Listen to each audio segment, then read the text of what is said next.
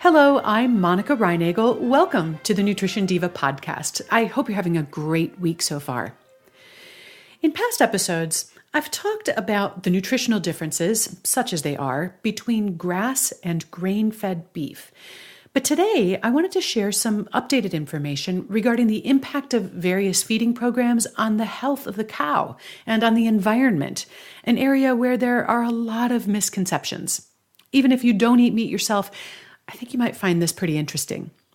Looking your best starts with your skin, and finding great skincare just got easier with Beauty by Design.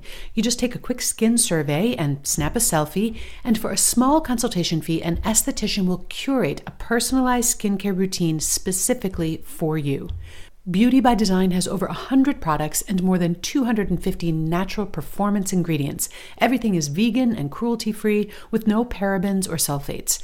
And there's no subscription or obligation, and shipping and returns are free, so there's really no risk. My Beauty by Design esthetician really went the extra mile to make communicating convenient. She even offered to chat by text on the weekend. And I really felt like she was invested in getting to know me and my concerns. To experience the world's most personalized skincare, go to beautybydesign.com/diva and then use the promo code DIVA today. First-time customers will get 20% off. That's beautybydesign.com and use the promo code DIVA for 20% off your first purchase. I've just returned from the beautiful state of Colorado, where I had an opportunity to visit some places where beef cattle are raised. And along the way, I learned a few things that surprised me. Just in case you have some of the same misunderstandings about this that I did, I'd love to share with you what I learned. You remember that movie, 3 Weddings and a Funeral? Well, today I have 3 myths and a surprising truth about grain-finished beef. The first myth is that all grain-finished beef are raised on feedlots. Whether a cow is destined for grass or grain finishing, the first year of their life looks pretty much the same. After the calves are weaned, they spend another 6 to 12 months grazing on grass pasture land. For the last 6 months of their lives, grain-finished cattle are fed an increasing ration of corn or other grains, and that affects the rate at which they gain weight, the degree of marbling in the meat, and also the flavor of the meat. Now, the majority of grain-finished cows are moved to a concentrated animal feeding operation, or CAFO, for this part of the process, but not all of them. There are also lots of ranchers raising small herds, anywhere from a few dozen to a couple hundred cows, who finish their cattle on grain right there on their ranch. If your only objection to grain-fed beef is the idea of a feedlot, you do have other options. If you live in the U.S., your state beef council may be able to connect you with a rancher who is finishing his own cattle on grain. And there's a link in the show notes for today's episode that can help you find contact info for your state council. The second myth is that grain-fed beef eat only grain. I think a lot of us have the same picture in our heads of grain-fed beef operations, a bunch of cows bellying up to a giant trough filled with corn kernels. I'm not sure where we all got this mental picture because, as I now know, it has very little to do with reality. In reality, corn or other cereal grains make up only a fraction of a grain-finished cow's diet. In addition, their feed continues to contain a lot of dried hay and grasses, alfalfa, as well as a lot of other parts of the corn plant, including leaves, husks, and stalks.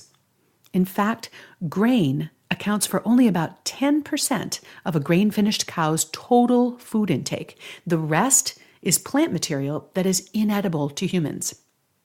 And this is one of the things that make ruminant livestock like cows and sheep unique. The vast majority of the food that they consume cannot be consumed by humans. And much of that grows on land that is also ill-suited to the cultivation of human foods.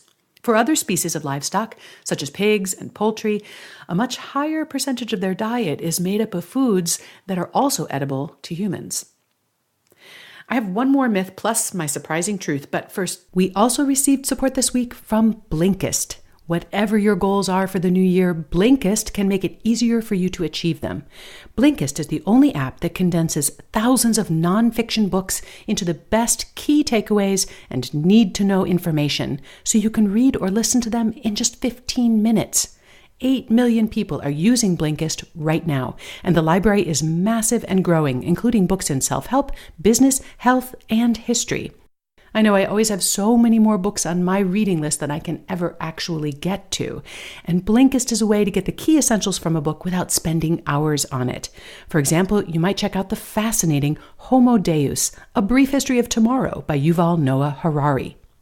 For a limited time, Blinkist has a special offer just for my listeners. Go to Blinkist.com/diva and you can start a free 7-day trial. That's Blinkist, spelled Blinkist, Blinkist.com/diva to start your free 7-day trial. And finally, shop iconic luxury items at unreal values with The RealReal, the leading reseller of authenticated luxury from top designers. Shop designers like Louis Vuitton, Gucci, Rolex, Cartier, and hundreds more at up to 90% off retail. The RealReal has women's and men's luxury fashion as well as fine jewelry, watches, art, and home goods. Every single item is authenticated by the RealReal's team of experts. They employ over 100 brand authenticators, gemologists, horologists, and art curators from around the globe who inspect thousands of items each day to ensure that every item is 100% authentic. I found amazing deals like an authentic Burberry cashmere sweater for under $100. Shop The RealReal online, visit one of their stores or consignment offices, or download the app. New customers receive an automatic $25 off at checkout, and you can get 20% off select items with the promo code REAL. That's The RealReal, promo code REAL for 20% off selected items. And now, here's a third commonly repeated myth. Perhaps you've heard that grain-fed cattle have to be given extra antibiotics because the grain makes them sick. This also turns out to be a widespread misconception. If feeding grain to cattle required the administration of antibiotics, there would be no natural or organic grain-fed beef. Cows being raised under either of those designations cannot be given antibiotics, and yet you can find grain-fed beef in both of those categories. Like humans, cows can adjust to and thrive on a variety of different diets. Good thing, too, because even for pastured cattle, there is enormous variation in the natural diet available for forage depending on where the cattle are being raised. Now, of course, a sudden change in diet can upset a cow's digestive system. If your vet has ever advised you to switch your dog to a different food, they probably told you to mix a little bit of the new stuff into the dog's usual food and gradually increase the new food to allow the dog's digestive system time to adjust. Grains are introduced into a grain-finished cow's diet in exactly the same way, just a little bit at first, mixed into a whole lot of grass and hay, and gradually increasing the mix. Feeding grain to cows does not require antibiotics to keep them from getting sick. However, in conventionally raised cattle, antibiotic-like substances called ionophores are often used to change the mix of the bacteria in the cow's rumen, sort of the way you or I might take a probiotic to change the mix of bacteria living in our intestines. The goal is to promote the growth of those bacteria that aid in the digestive process and allow the cow to extract more energy from the same amount of food. And now for the surprising truth. Grain-finished beef actually has a lower environmental impact than grass-fed beef. Isn't that exactly the opposite of what you've heard? I know it was for me.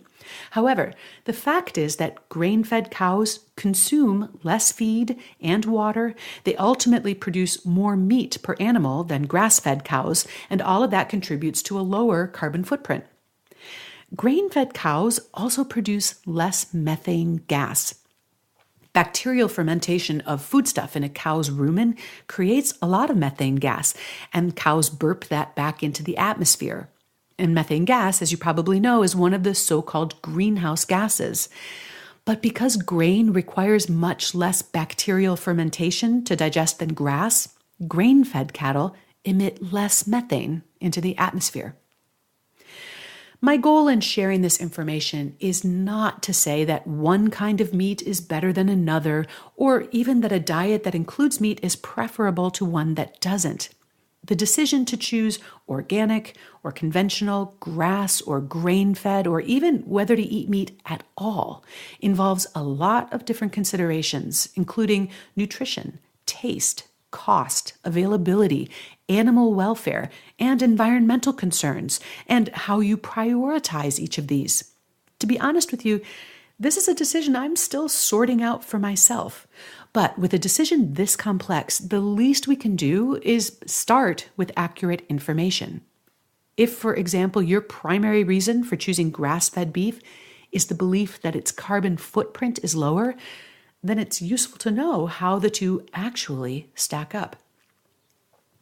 You'll find a complete transcript of today's show with links to some of the published research that I reviewed and other resources, and that's at nutritiondiva.quickanddirtytips.com.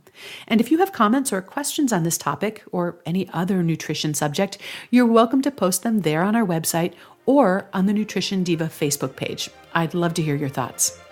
And now have a great week, and remember to eat something good for me.